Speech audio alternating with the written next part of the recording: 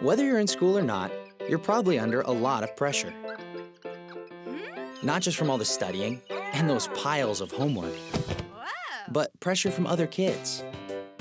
Pressure to have sex, or cheat, or maybe it's to smoke or take drugs.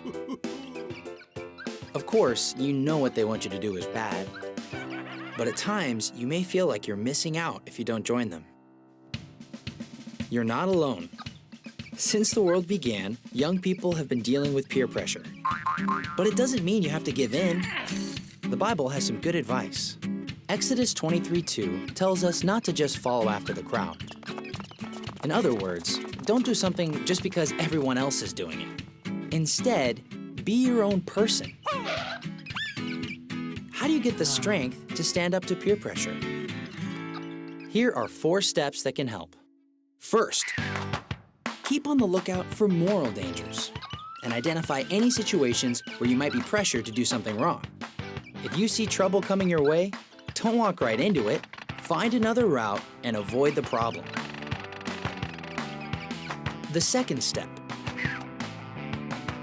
stop and take the time to think. Think about the consequences before you give in to peer pressure.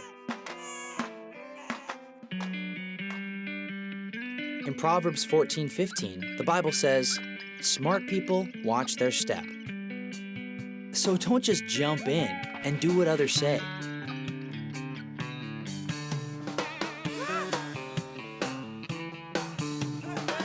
That may be hard to do if you're trying to fit in.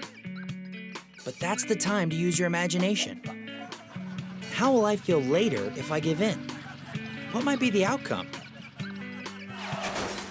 How might my actions affect others that care about me the most? Step 3, you need to plan ahead. Proverbs 24:5 says that a person who has knowledge increases his power. If you know exactly why you're saying no to something, why something is bad, it can give you the strength to say no. Now, the 4th step. Take action. No, you don't have to give your peers a lecture. Just say no, clearly and confidently. You may be surprised at their reaction. Each time you take a stand for what you know is right, you get stronger and stronger. And that makes it easier to resist the pressure the next time. You don't need to be rude, but you could give a reason why you wouldn't want to join in.